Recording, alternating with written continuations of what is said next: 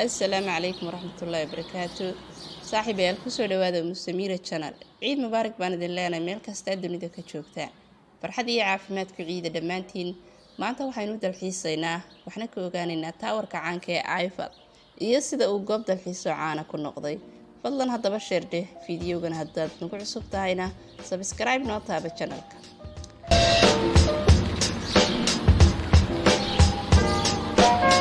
taawarka Eiffel waxa uu ka mid yahay taalooyinka ugu caansan caalamka. Sidoo kale taalooyinka ugu muuqda dheer Yurub. Waxa uu ku yaala Champs de Mars oo ah meel boora ku taal waqooyi galbeed ee magaalada Paris ee caasimadda dalka Faransiiska. Waxa la dhisay 1889 waxaana dhisay injineerka isaga loogu magac daray ee Gustave Eiffel leeyahay. Dhismahan dheer oo bir ka samaysan waxa uu dhismaha ugu muuqda dheer muddo 40 sano ah adduunka ilaa laga soo gaaray 1930 oo laga dhisay magaalada New York. Dhismahan ka dheer oo leeyahay Chrysler. Wadamo badan ayaa koobiyay taaladan oo samaystay taalooyin u muuqda taaladan inkasta ayna isku dharar iyo tayo ahayn sida la sheegay. Waxaana ka mid ah wadamada Mareykanka oo ugu caantay taalada Las Vegas, Ingiriiska, China, Japan, Romania, Australia, Pakistan iyo Greece. Eiffel Tower muddo 2 sano ah ayaa lagu dhameystiray dhismihiisa. Waxaa gashay lacag dhan 1.7 milyan oo dollarka Mareykanka ah. Fikradda ka dambaysa taawarkan waxa idin lagu xuso kacdoonkii Faransiiska ee meesha ka saaray casrigii madooba ee Yurub ku jirtay. Sidoo kale bilowgii dimuqraadiyadda France iyo xorriyadda u soo dhalatay. Taawarkan waxa loo isticmaali jiray isgaarsiinta shabakadda inuu laliyo iyo qalab hawada isbeddelkeeda lagula socdo lagu xidho dushiisa. Beriyo dambe ayay soo bateen dadka u imanaya Paris inay sawir ku galaan taawarkan agtiisa.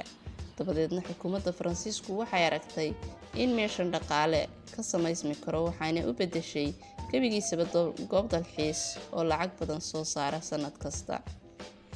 Malaayiin dalxiisayaal ayaana soo booqda sanad kasta. Haddaba daawada dhismaha Eiffel markaad istiraha kor waxaad ogaanaysaa weynaanta dhismahani markaad hoos tagto. Waxaad arkaysaa in xadiid badan lagu sameeyay oo isdhaafsan oo lagu qiyaaso 18,830 gobol oo bir ah.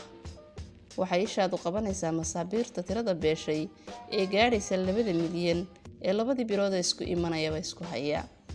Waxaad arkaysaa culayskay ku hayaan afartiisa rukuni dhulka oo lagu qiyaaso 10 tan oo halkii tanba uu yahay 1 kilogram bal qiyaas haddii la furfuro imise gaari ayaa qaadi lahaa.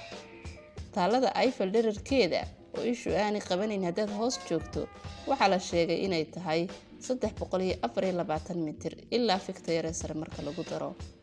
Taawarka haddaba in la koro waxay u baahan tahay in la raaco elevator ama wiish ama tiish marba sida taqaan oo qaarba koona ku yaala. Qaarkood waxa khaas u leh maqaaxiyaha xagga sare ku yaala. Haddaba haddii la isjilaa lugta ku kor salaamada taawarka ilaa dabaqa koowaad loo galiyahay haddaba ilaa 10 daqiiqo ayuu kula sii soconayaa elevatorka ama wiishka dhulka ka soo qaada ilaa uu ku geynayo halka ugu sarreysa. Taawarka 3 dabaq ayuu ka kooban yahay. Inta kale waa biro dhisan oo aan lahayn meel lagu dego. 7 elevator ama 7 wiish ayaa ka dhex shaqeeya oo qaarba dabaq ku geynayaan. Waxaad arkaysaa magacyada injineeradii iyo khubradii dhisay oo 27 ah oo ku xadhan gidaarka dabaqa koowaad ee taawarka iyadoo berigii la dhisay lagu qoray si aan loo hilmaamin xuskooda. Salaanka lugta lagu koro ee taawarka ku yaal waxa ay tiradiisu tahay 165 talaabo. Habeenkii haddaad tagto waad yaabaysaa waxa iftiin ka baxaya. Waxa korkiisa suran 5 bilyan oo laambadood iyo qashaafado ilays u sameynaya. Hadda waa bilyan maaha waa 5 bilyan. Daawada ka fikir bal inta kilowatt ee koronto ah ee uu cuno habeenka kaliya iyo shidaalka ku baxa injiinada shida waxa soo leeyahay. Waxa sidoo kale ku dhex yaal maqaaxiyo badan oo cuntooyinka nooc kasta laga helo. Haddaba daawada intaas aynu ku soo koobaynaa warbixintii aan maanta idinka haynay Eiffel Tower. fiidiyowga xigeenka ku kulmayna waxaan ka codsanaynaa hadday tahay kolkii kuugu horeysay aadna soo booqato subscribe noo saar. haddaad hore noola joogtayna like, share and comment ha naga ilaawin. sidaa iyo nabadgelyo.